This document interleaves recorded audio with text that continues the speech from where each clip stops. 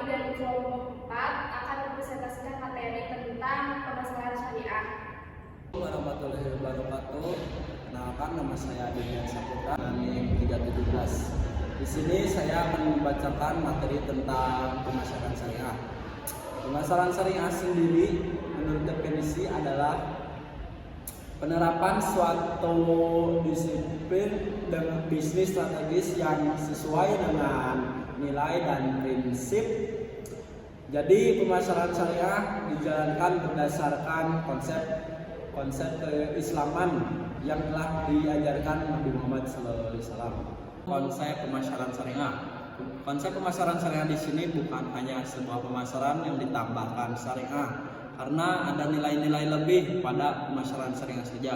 Tetapi lebih jauhnya pemasaran berperan dalam syariah dan syariah berperan dalam pemasaran. Pemasaran berperan dalam syariah diartikan perusahaan yang berbasis syariah diharapkan dapat bekerja dan bersikap profesional dalam dunia bisnis, karena dengan profesionalitas dapat menumbuhkan kepercayaan konsumen. 4 karakteristik pemasaran syariah. Yang ke-1 ada teistik. Jiwa seorang syariah marketer meyakini bahwa hukum-hukum syariat yang teistis atau bersifat ketuhanan ini adalah yang paling adil, paling sempurna, paling selaras dengan segala bentuk kebaikan, paling dapat mencegah segala bentuk kerusakan, paling mampu mewujudkan kebenaran, memusnahkan kebatilan, dan menyebarluaskan kemaslahatan. Yang kedua ada etis atau akhlakiyah. Keistimewaan lain dari syariah marketer selain karena teistis atau rabbaniyah juga karena ia sangat mengedepankan masalah akhlak, moral, dan etika dalam seluruh aspek kegiatannya, karena nilai-nilai moral dan etika adalah nilai yang bersifat universal atau yang diajarkan oleh semua agama. Dan ketiga ada realistis atau al-waqiyah. Syariah marketer adalah konsep pemasaran yang fleksibel sebagaimana keluasan dan keluasan syariah Islamiyah yang melandasinya. Dan yang terakhir ada humanitis atau insaniyah.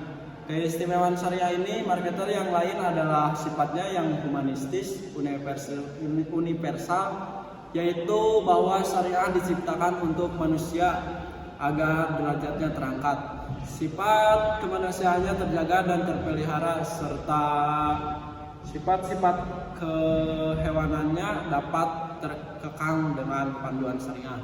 Kenalkan, nama saya Putra Pinas, NIM 288. Saya ingin melanjutkan materi dari Adin.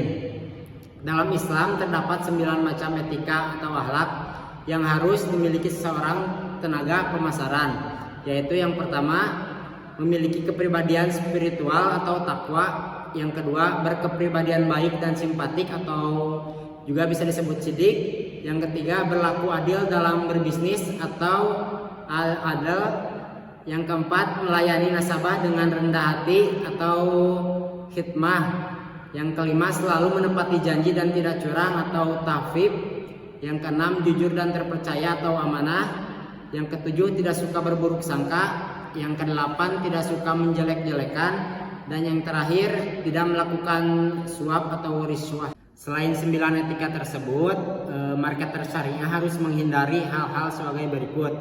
Yang pertama, tidak adil dalam penentuan tarif dan uang pertanggungan. Yang kedua, melakukan transaksi terhadap produk yang mengandung unsur maisor, goror, dan riba maisor. Transaksi tadlis. Yang ketiga, khianat atau tidak menepati janji. Yang keempat, menimbun barang untuk menaikkan harga. Yang kelima, menjual barang hasil curian atau korupsi. Yang keenam, sering melakukan sumpah palsu atau sering berdusta. Yang ketujuh, melakukan penekanan dan pemaksaan terhadap pelanggan. Yang kedelapan, mempermainkan harga. Yang kesembilan, mematikan pedagang kecil. Yang kesepuluh, melakukan monopoli, rent seeking atau ihtikar. Yang ke-11 talaki rukban. Yang ke-12 melakukan suap atau sogok untuk melancarkan kegiatan bisnis atau juga bisa disebut riswah. Dan yang terakhir melakukan tindakan korupsi ataupun money laundering. Kepemimpinan Rasulullah dalam berbisnis. Nabi Muhammad SAW telah menunjukkan bagaimana cara berbisnis yang berpegang teguh pada kebenaran, kejujuran, dan sifat amanah, sekaligus tetap menghasilkan keuntungan yang optimal. Sifat Nabi Muhammad SAW yang berhasil dalam melakukan bisnis yang pertama yaitu sifat sidik. Sidik artinya kejujuran.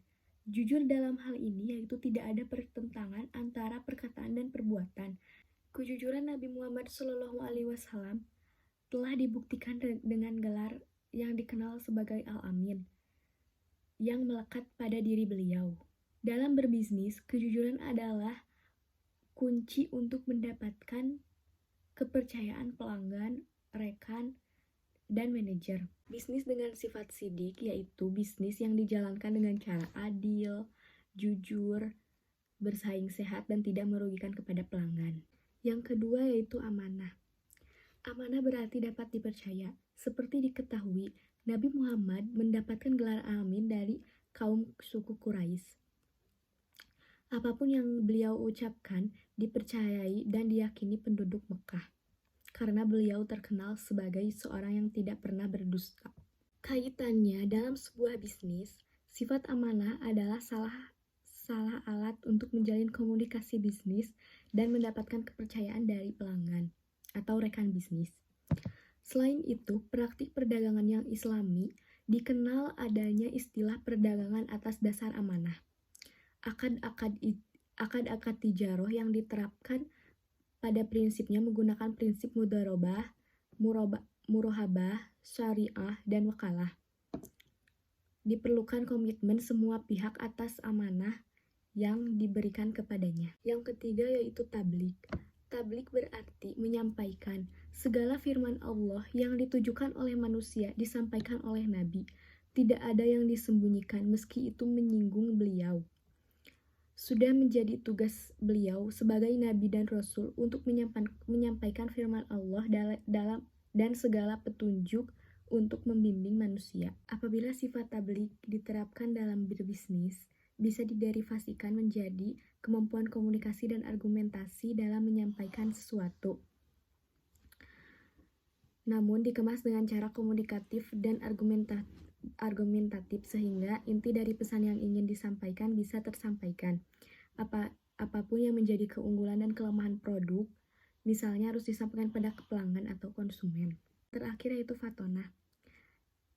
Kecerdasan menjadi kunci dasar dakwah Rasulullah, karena untuk menyampaikan 6.230 ayat Al-Quran, kemudian menjelaskan dalam puluhan ribu hadis, membutuhkan kecerdasan yang luar biasa.